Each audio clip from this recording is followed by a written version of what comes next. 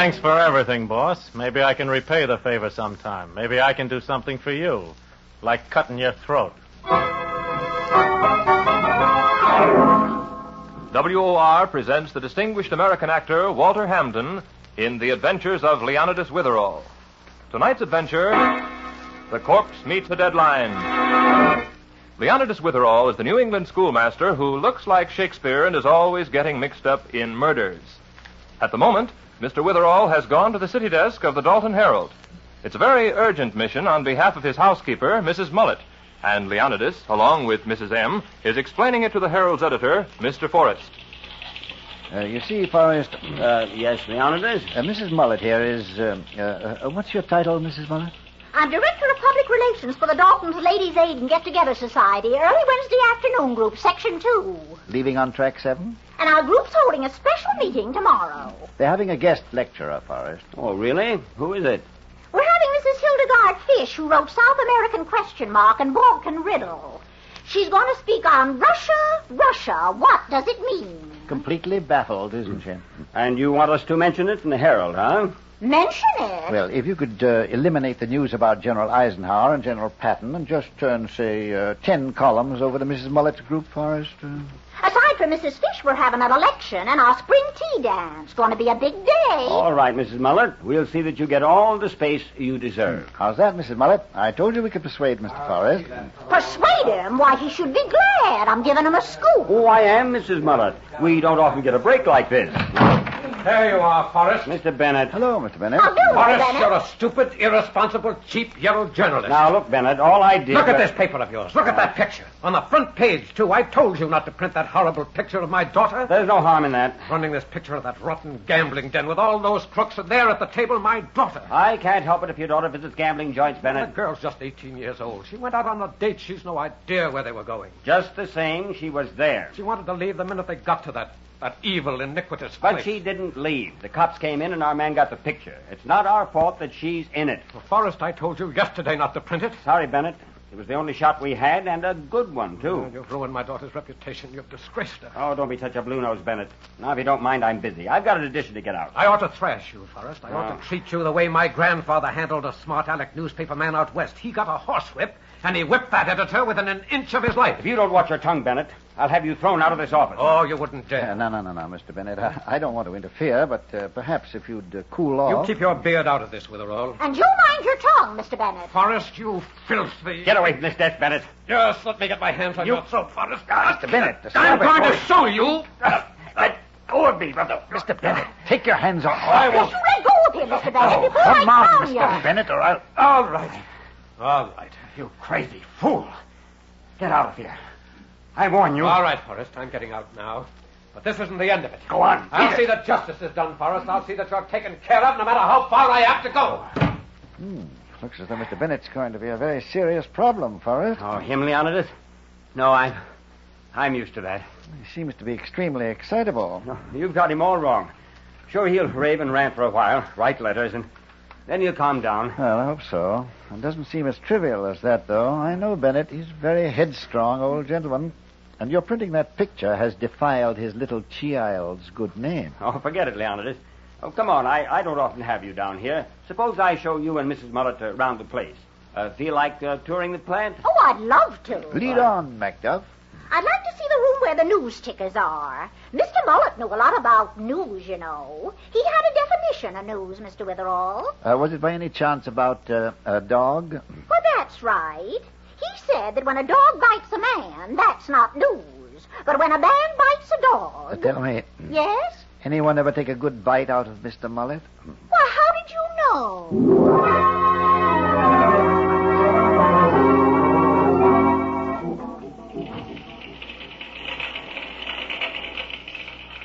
These are the linotype machines, Leonidas. Oh, well, quite a formidable array of them, Forrest. Yeah.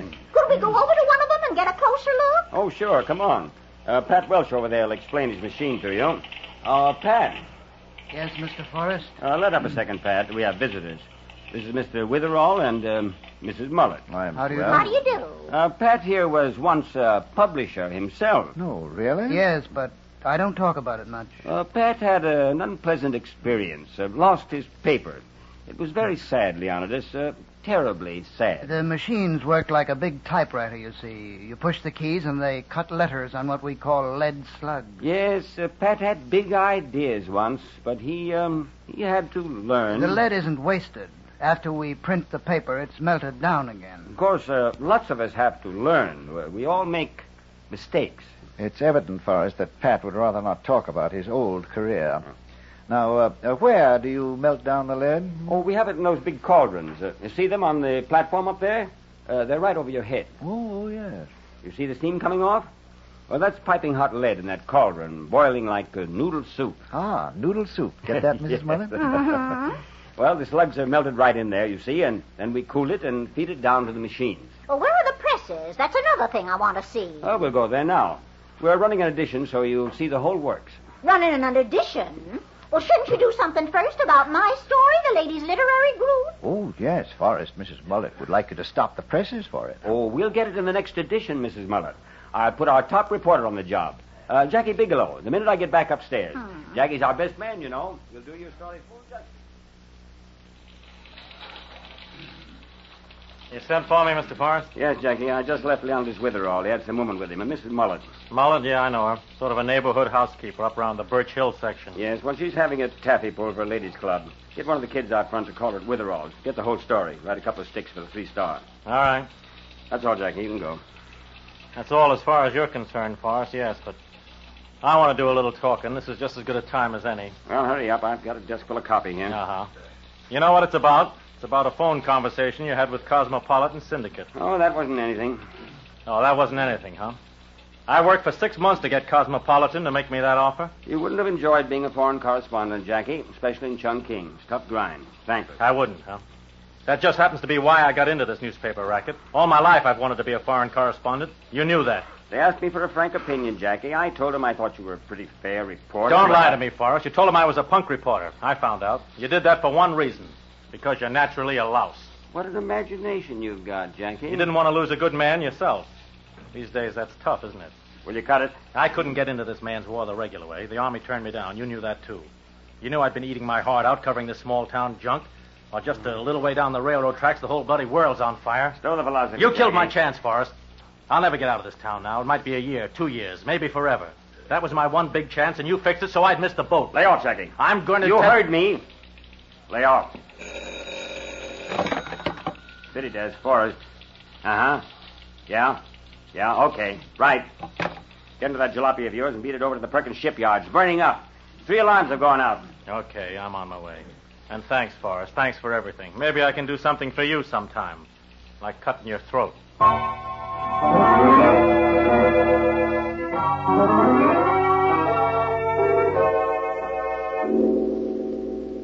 What can I do for you, Mr. Bennett?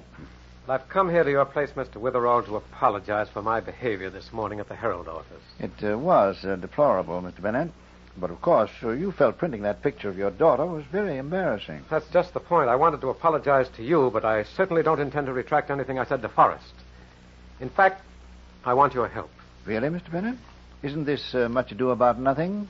As the poet said, you have too much respect upon the world. They lose it that do buy it with much care. And Mr. Witherall, I realize that legally I haven't a leg to stand on. So I decided the best thing to do is to blacklist that newspaper. Mr. Bennett, I hardly think your personal grudge against Mr. Forrest justifies organizing a huge boycott. Oh, but it does. That man has to learn that tactics like his won't be tolerated in Dalton. Here's your coffee, Mr. Witherall. And yours, Mr. Bennett. Oh, thank you, Mrs. Muller. Thank you. Now, Mr. Witherall, about blacklisting the Herald. If a group of prominent citizens of Dalton, led by you and me... Grasshoppers, listen to those fire engines go. See them through the window? You'll have to excuse Mrs. Mullet. She's an enthusiast. Engine number 5, that's Hank McCarthy. Number 3, well, that's Jimmy. Gracious, they're all out. I'll bet it's 3 alarms at least. Oh, dear, I wish I was gone. I could swing a mean hose myself, you know. Get that number 2 hose out. Move the ladder over. It's too close to the other building. Come on. Get the lead out of your pants.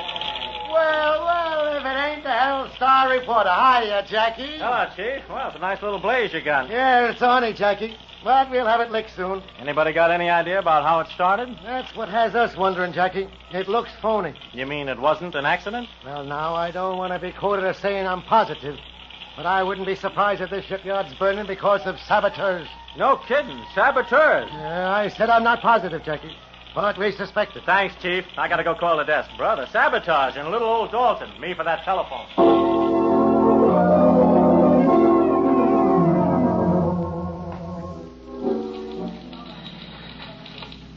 Well, what is this today, Pat? Everybody's after me for something. Now, what do you want? Forrest, Yes? this morning when you brought Witherall down to the linotype department, you sort of went out of your way to take a couple of pot shots at me. Oh, about the way you once owned a paper, Pat? Well, that struck me as a funny story.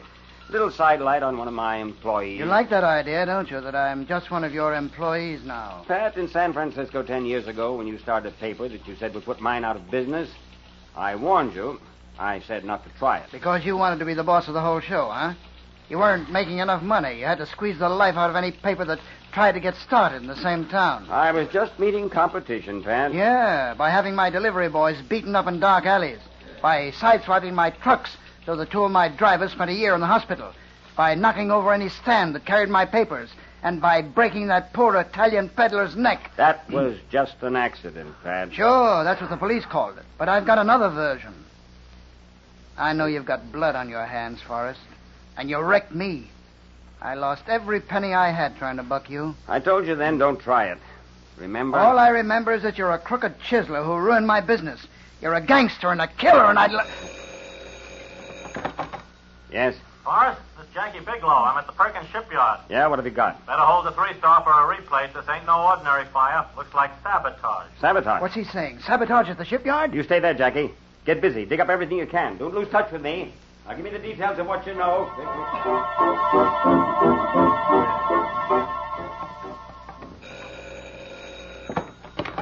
City desk, Forrest. Boss, this is the press room. Number 3 and 4 presses just broke down. Broke down? Now? Oh, and me with a replate on that sabotage story of all that condemned... Why can't you guys fix it? Well, nobody down here, boss. They're all out for lunch. Wow. Besides, there's something very screwy. Usually I can fix it myself, but I can't figure out what's wrong this time. That would happen now. Ye gods, what kind of a day is this? Everything's going wrong. You better hurry, boss. Sorry, but I'm afraid you'll have to take a look at it yourself. Okay, I'm on my way down. This business will drive me nuts. Nuts!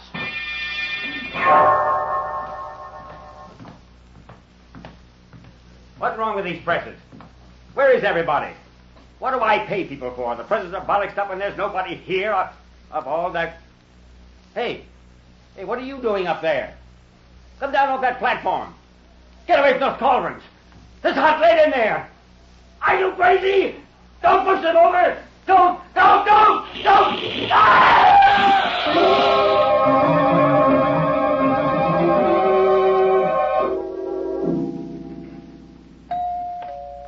I'll answer it, Mr. Witherall. Mrs. Muller, is Mr. Witherall in? Why, yes, Mr. Bennett. Another visit, Mr. Bennett? You're quite determined about the Herald, aren't you? Mr. Witherall, something's happened, something horrifying. Oh, what is it? It's Forrest. Oh, has the editor printed another inflammatory picture? No, it isn't that. Forrest is dead. Really? He's been murdered. It's all over town. It is, and I didn't know it. You must be slipping, Mrs. Muller. Of course, since he's dead, well, you know the consequences. Sure, they'll have to turn in his ration book to the OPA. How did he die, Mr. Bennett? But in a pretty gruesome way. Oh? He was evidently trapped. He was alone in the press room when the killer dumped one of those huge kettles of boiling lead over him. Say, that's a new one. And the body was found in the press room? No, the murderer took the body and dumped it down a chute, the chute where the papers come off the press and roll out onto the delivery trucks. And just a little while ago, the body came rolling down the chute along with the newspapers. Mr. Bennett, why have you come here to tell me about this? Well, I know you've been mixed up in murders, Mr. Witherall, and that you've been rather successful at solving them.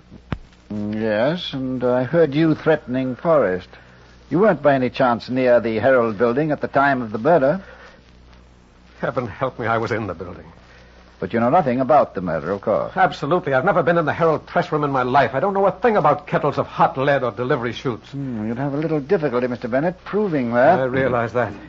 That's why I'm here, Mr. Witherall. Would you represent me? Well, frankly, Mr. Bennett, I don't represent anyone. If you think my looking into the story might clarify it or speed the solution... That's all I ask. I want you to come to the Herald office now and get at the truth. We're going to look into the murder, huh? I'll get to the bottom of this. Where's my hat? Where's my coat? Yes, and don't forget your bloodhound.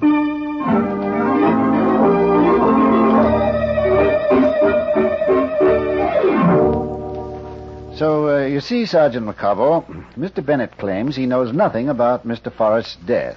Mr. Bennett, Yes, Sergeant? you admit that you were here in the Herald building at 3:30, huh? When Forrest's body came down that chute? That's right, Sergeant. But I had nothing to do with it. What were you doing here, Mr. Bennett? Well, I was on the street floor. I decided to come back and demand that Forrest print an explanation, an apology for printing my daughter's picture. But you never got up here to the city desk, Mr. Bennett? No, Mr. Witherall, I changed my mind and I left. Now, you see, Shakespeare, you can't expect me to believe stories like that, can you? Wait till you hear the fairy tale that linotyper's got. Hey, boy, it's a dilly. Don't mind Sergeant McCobble, Mr. Bennett. They figured morale in the police force was too high, so they took him in. Ah, Mrs. Mullet's in again. She's the only overage destroyer that never got to Britain. What's that? Tut. Now, isn't that the linotyper coming now, Sergeant McCobble? That's the guy, Shakespeare. Name's Pat Welch. Over here, Pat. Sergeant, I told you my story once. I want Mr. Witherall to hear it, Pat. Get this, Shakespeare. It's a honey. Well, I work in the linotype department. I came up here to Forrest's office to talk about the next edition. Then Jackie Bigelow, the reporter, telephoned from the shipyard while I was in Forrest's room. Then I left him and went downstairs. That was, about 3:15, I think. You're rather definite about the time, Pat. Yes, I looked at the clock when I got back to the linotype department. Then I got a telephone call saying my mother was sick. You see what I mean, Shakespeare? About fairy tales? Why didn't you go the whole hog, Pat? Say that you had to leave because your grandmother died. Or did you pull that one to get to a ball game? That's the truth, Sergeant. I swear it. That your whole story, Pat? No. As soon as I heard about my mother, I ran to the elevator to get home. But I got stuck inside. I presume the elevator operator can confirm that. No. It's a self-starting elevator. There isn't any operator. But it's stuck. The superintendent will swear to that. It hasn't been fixed yet. I've got a little nephew, Pat. He's 4 years old. The kid could make up a better story than you got. Pretty sure of yourself, ain't you, Sarge? Now, look, Mrs. Mullet. It's time for spring cleaning. Why don't you go home and rearrange the dirt? Why, No. Suppose we save the second-hand wit for amateur night and get on with finding the sparrow that killed Cock Robin. Pat, where's the main switchboard? Downstairs. Going down there, Shakespeare? If you'll excuse me, Sergeant, yes. It's possible that the phone girl can confirm whether or not Pat received a call after 3 this afternoon. Okay, go on. I'll wait here. Look, Mr. Witherall, you said you'd help me. Now you're wandering off to corroborate this man Welch's story. Mr. Bennett, our objective was the truth. Remember?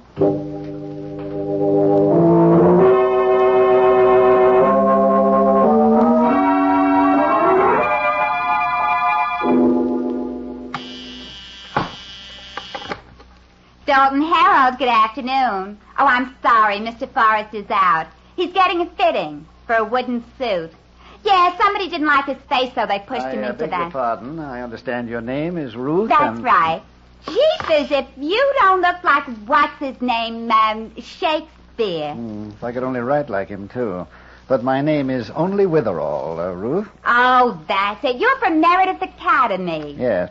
I'm curious about what happened earlier this afternoon to, what's-his-name, Forrest. Oh, that. Gee, Pat Welch is in a fix, huh? Everybody knows him and Forrest hated each other's guts, if you'll pardon the expression. Ruth, was there a phone call for Pat this afternoon? Oh, yeah, about 3 o'clock. I don't know who it was from. I only ask who's calling when they ask for an executive. Oh, ain't it a shame? Patty's such a sweet guy. And Forrest, if you'll pardon the expression, was a high-class stinker. We must have you address our English literature classes at Meredith sometime, Ruth. The tragedy of illiteracy might be the subject. Oh, gee, I'd be only too happy. With you as Exhibit A. Hiya, Mr. Witherall. Well, what are you doing here? Hiya, Ruthie, baby. Man, oh, man, what a fire I've been to. I'm knocked out. Oh, get ready for a Lulu, Jackie boy. Why, what's up? Well, while you were at the fire, somebody gave Forrest a bath with a bucket of that lead in the press room, and then sent the corpse roller coastering down the delivery chute. Cute, ain't it? No kidding. That's it, Jack. The police are upstairs now. Hallelujah. Forrest knocked off? Boy, this is my lucky day. I get a terrific story, and on top of that, somebody puts Forrest where he belongs. Who did it, huh? They know? Sergeant McCobble's upstairs now with Pat Welsh and Mr. Bennett. They're the most likely candidates for the honor at the moment. Well, what are we waiting for? Let's go on up there. This I got to see. All right, Jack, we can... No, wait a minute. Not that way, Mr. Witherall. Up the stairs. The elevator's broken. See ya, Ruthie. Okay. Bye, Mr. Witherall. Toodle-you, Ruthie. Come out to Meredith sometime.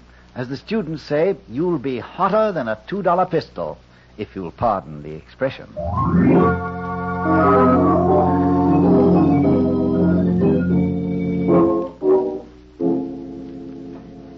Now, Jack, you say Forrest cheated Pat here out of a newspaper, huh? Put him out of business? Yeah, that was the deal, McCobble. It was in Frisco about 10 years ago. I'm sorry, Pat, but a fact's a fact. I'm not worried, Jackie. A man that's innocent doesn't have anything to worry about. Yes, as the bard wrote, truth is truth to the end of reckoning. Sergeant, aside from the fact that I happened to be in the building, you haven't a scrap of tangible evidence against me. But when it comes to motive, Mr. Bennett, you did have a violent argument with Mr. Forrest about that picture of your daughter. Since when do you convict people on that kind of evidence? We'll get all the evidence soon enough. Give the sergeant a chance, Mr. Bennett. He'll learn. Won't you, squeaky shoes? Mrs. Mullet, don't stand there with your teeth in your mouth. Why don't you... Easy. Talking about motives, Jack, I happen to know that Forrest cut you out of the job you wanted, working for that syndicate in Chungking, and I also know what it meant to you. Sure, that's right. Oh, I'm not sorry he's dead. I'll bet everybody in the building had a motive for wiping out that lug. Oh, what happened to your wrist, Jack? Huh? Oh, the bandage? I burned myself at the fire. Now, the chief will back me up on that. I was poking in the ruins for sabotage evidence. You've been at the fire since that first call came in about it, Jack? Yeah, been there all the time. I telephoned Forrest from there. Anybody will tell you that. You left the moment the news flash came in? Yeah, about 3 o'clock it was. Pat, you saw Mr. Forrest alive in his office when Jack telephoned? I did. After Jack called about the sabotage development, Pat, you went back to the linotype, as I understand it. That's right. When you did, you looked at the clock, and it was 3:15. Uh-huh. Then you received a call from that your mother was ill. You dashed for the elevator, but it broke down while you were inside. I told you the super will confirm that. Therefore, the elevator broke down roughly about 3:20. That's about it. It's very interesting. What's the angle, Shakespeare? Now, Jack, you say you've been at the fire since a few minutes past 3, and we know that the elevator broke down about 3:20. Get to the point, Mr. Witherall. Yeah, what's this all about? Jack, it's about the fact you're supposed to have been at the fire since shortly after 3, long before the elevator broke down. Yet when I met you downstairs with Ruth, you remarked quite casually that we should take the stairway because the elevator didn't work. How did you know that, Jack? Why, Sounds like a payoff question to me, Jack. one of the truckmen outside on my way in, he told me, just before I found you at the switchboard. Really, Jack? I suppose you'd be willing also to submit your wrist to a medical examination? My wrist? Wrist? Why, certainly I will. Why? Why? Because, Jack, I think you burned your wrist while dumping the cauldron of hot lead over Forrest. As you know, a medical examination will reveal whether that burn was caused by flames or if there are traces of lead in it.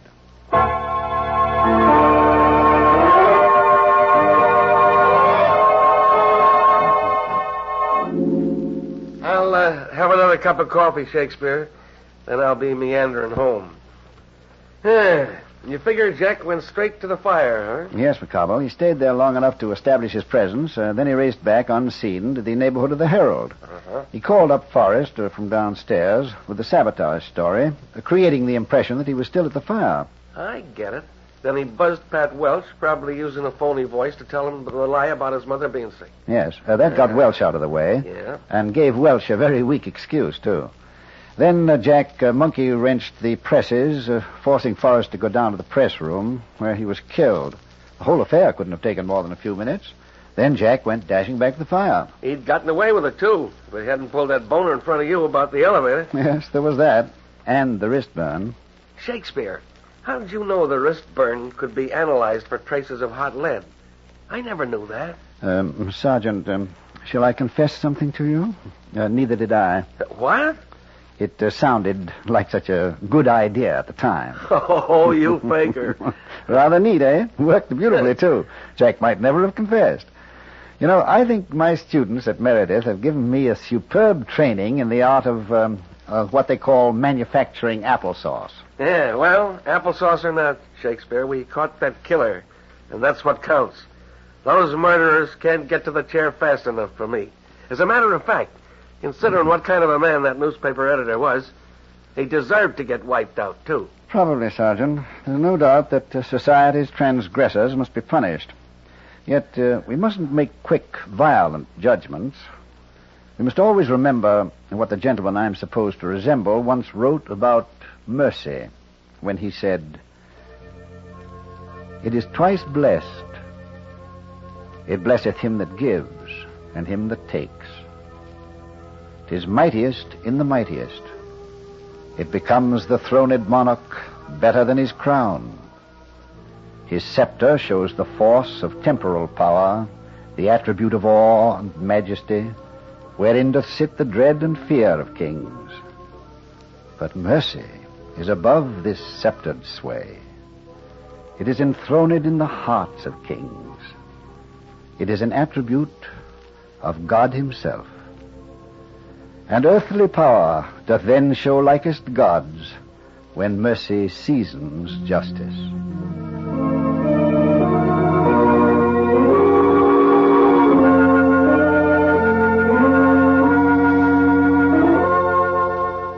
WOR has presented the distinguished American actor Walter Hampden in The Adventures of Leonidas Witherall. Mrs. Mullet is played by Ethel Ramey, Sergeant McCobble by Jack McBride. The character of Leonidas Witherall is from the mystery novels by Alice Tilton. The radio script is written by Howard Merrill, and the program is under the direction of Roger Bauer. Next week, Leonidas meets a very interesting hitchhiker, doesn't he, Mr. Hampden? Oh, yes. Leonidas is driving along the highway when he meets a young lady who asks him for a hitch. And a very informative young lady she is, too. In fact, before long, Leonidas is receiving a very practical lesson in how to win friends and influence homicidal maniacs. We hope you'll be listening next Sunday at 7, and until then, good night.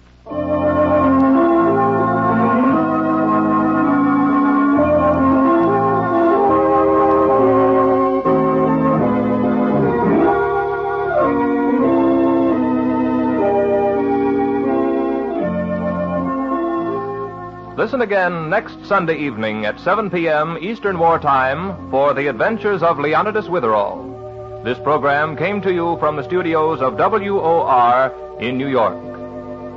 This is the Mutual Broadcasting System.